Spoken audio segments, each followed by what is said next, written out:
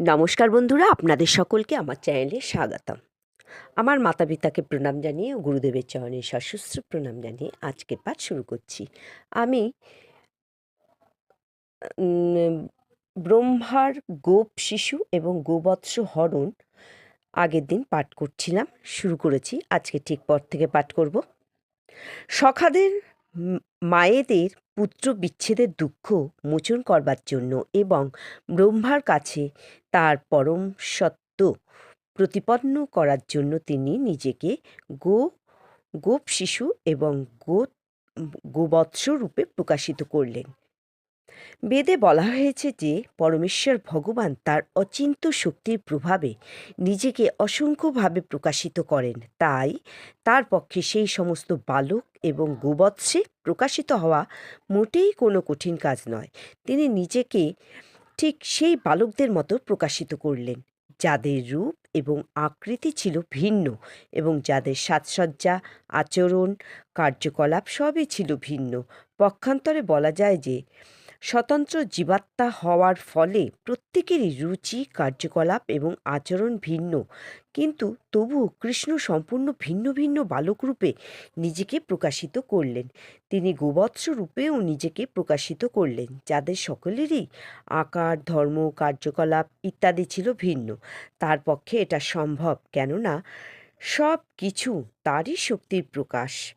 বিষ্ণু পুরাণে বলা হয়েছে, এই জগতে আমরা যা কিছু দেখি তা সে জড় পদার্থই হোক বা সচেতন জীবই হোক, তা সবই ভগবানের শক্তিরই প্রকাশ। যেমন তাপ এবং আলোক হচ্ছে অগ্নি শক্তির প্রকাশ। এইভাবে নিজেকে গোপ শিশু এবং গোবৎস রূপে প্রকাশ করে তাদের দ্বারা পরিবৃত্ত হয়ে কৃষ্ণ বৃন্দাবনে প্রবেশ করলেন। ব্রজবাসীদের কোনো ধারণাই ছিল না যে কি হয়েছে। বৃন্দাবনে পৌঁছে সমস্ত গোবৎসগুলি তাদের নিজের নিজের গোশালায় ফিরে গেল এবং বালকেরা তাদের নিজের নিজের গৃহে তাদের মায়ের কাছে ফিরে গেল। তাদের মায়েরা দূর থেকে বাঁশির শব্দ শুনতে পেয়েছিল, তাই তারা বাড়ি থেকে বেরিয়ে এসে তাদের আলিঙ্গন করলেন। মাতৃস্নেহে তাদের স্তন থেকে দুধ স্খলিত হতে লাগলো এবং তারা তাদের শিশুদের তা পান করিয়ে দিলেন। তাদের এই নিবেদন ঠিক তাদের পুত্রদের উদ্দেশ্যেই ছিল না, তা হচ্ছিল পরমেশ্বর ভগবানের উদ্দেশ্য, যিনি নিজেকে সেই সমস্ত গোপ শিশুতে প্রকাশিত করেছিলেন। এইভাবে বৃন্দাবনের সমস্ত মায়েরা পরমেশ্বর ভগবানকে তাদের স্তন দান করার সুযোগ পেয়েছিলেন। শ্রীকৃষ্ণ কেবল মা যশোদাকেই তার স্তন দান করবার সুযোগ দেননি, এখন তিনি সমস্ত মাতৃস্থানীয় গোপীদের সেই সুযোগ দিলেন। সমস্ত শিশুরা তাদের মায়ের সঙ্গে আগের মতোই আচরণ করতে লাগলো এবং তাদের মায়েরাও সন্ধ্যাবেলা শিশুরা যখন বাড়ি ফিরে আসতো তখন তাদের স্নান করাতেন, দাদুর সঙ্গে তিলক এঁকে দিতেন এবং নানা রকম অলঙ্কারে তাদের সাজাতেন। গাভীরা সারাদিন গোচারণ ভূমিতে বিচরণ করার পর সন্ধেবেলা ফিরে এলে হাম্বা রবে তাদের বৎসদের আহ্বান করত।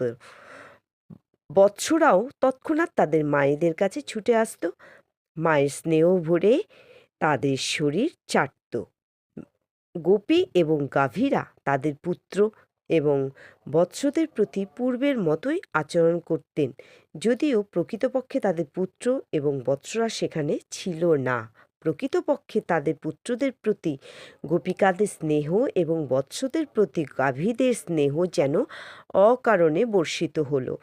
স্বাভাবিকভাবেই তাদের স্নেহ বর্ষিত হলো, যদিও সেই বালকগুলি এবং বৎসগুলি তাদের সন্তান ছিল না। কৃষ্ণের প্রতি বৃন্দাবনের গোপিকাদের এবং গাভীদের স্নেহ তাদের পুত্র এবং বৎসদের থেকেও অধিক ছিল, কিন্তু এই ঘটনার পরে তাদের সন্তানের প্রতি তারা কৃষ্ণের মতো সমান স্নেহ অনুভব করতে লাগলেন। 1 বছর ধরে কৃষ্ণ নিজেকে গোপ শিশু এবং গোবৎস রূপে প্রকাশ করে বনে ও ব্রজে ক্রিয়া করেছিলেন। ভগবদ্ গীতায় বলা হয়েছে, পরমাত্মারূপে শ্রীকৃষ্ণ সকলেরই হৃদয়ে বিরাজ করেন। তাই পরমাত্মা রূপে নিজেকে প্রকাশ না করে 1 বছর তিনি গোপ শিশু এবং গোবৎস রূপে নিজেকে প্রকাশ করেছিলেন। একদিন কৃষ্ণ যখন বলরামের সঙ্গে গোবৎসদের বনে চড়াচ্ছিলেন, তখন তারা দেখলেন যে গোবর্ধন পর্বতের উপর চারণ করতে করতে কয়েকটি গাভী পাহাড়ের অনতি দূরে নিচে বিচরণশীল বৎসদের দেখা মাত্রই তাদের দিকে দৌড়াতে শুরু করলো। তারা দ্রুত গতিতে লাফাতে লাফাতে পাহাড়ের উপর থেকে নেমে এলো।